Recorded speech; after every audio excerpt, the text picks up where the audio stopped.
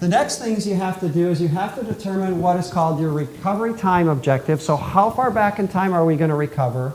And a recovery point objective, which is how much data are we willing to lose? Okay? And this is always an interesting topic. Okay? Somebody's going to say, oh, payroll. We can't pay our employees. We've got to have that up and running in 2 hours, and we can only lose 1 day of data. Reality? Payroll falls to the bottom. You can still write checks to your people. You can pay them what you paid them the last pay period manually if you have to. And payroll usually falls to very low priority within an organization. Okay? So you have to kind of think in that type of terminology. Okay? People can still get paid. You're just going to get a handwritten check instead of electronically deposited within your account, right? So you have to kind of get what that is. The other thing that's about these that's very important is it's going to determine how much money you want to invest. If you want to recover everything in 2 hours, it's very expensive. If you can break things down and say, we're going to recover these critical things in 24 hours or less, which means some might be 2 hours, some might be 4, some might be 8.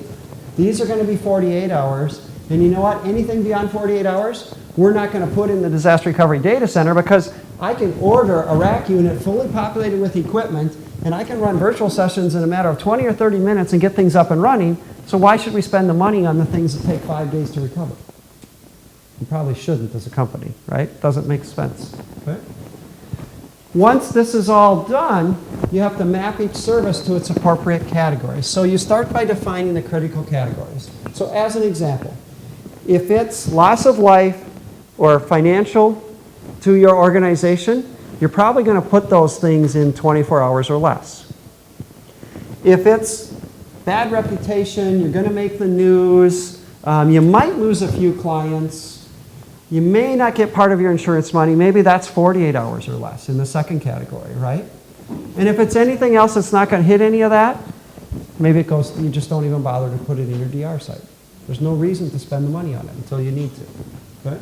So you have to define that criticality as you go through it and map those services to those RTOs and RPOs. Okay?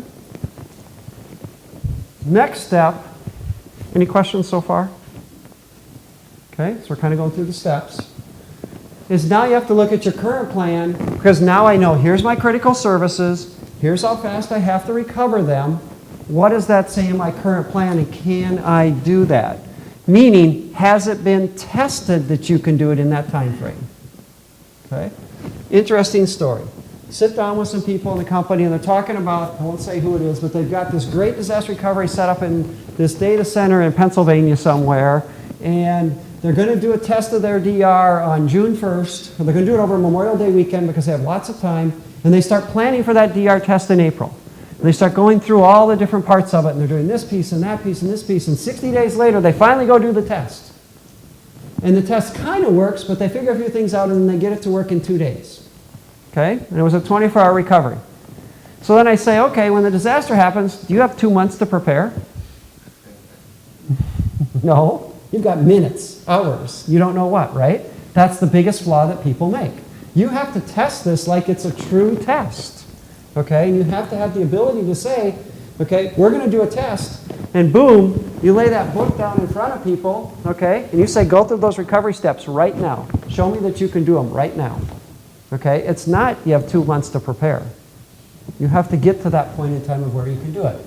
And that's really, if you had a real occurrence, could you recover, and do you have the capacity to recover? So capacity is how much can you really recover. So when you start to think about how many things to put in that data center, look at how many people you have. And what are those people going to be doing in a disaster? Because resources are going to be your #1 constraint. That's what's going to allow you to get it done or not get it done.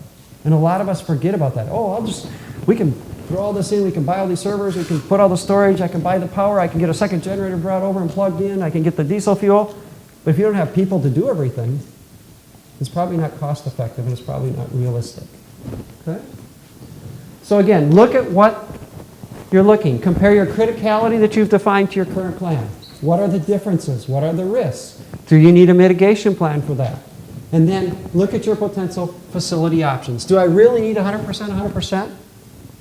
I'll tell you, in most of the clients we're working with, there's about 15 to 17% that are that 24 hours or less that they need in that second data center. And there's about another 20%, 15 to 20% that are 2 days in that data center. So you're really talking about a facility that's 35% of your production site for a capacity and what you really need from a facility standpoint and from a compute standpoint. So it doesn't necessarily pay to spend the money to make it 100%, 100%. Okay? If you go through this process, you can define what do we really need for our organization.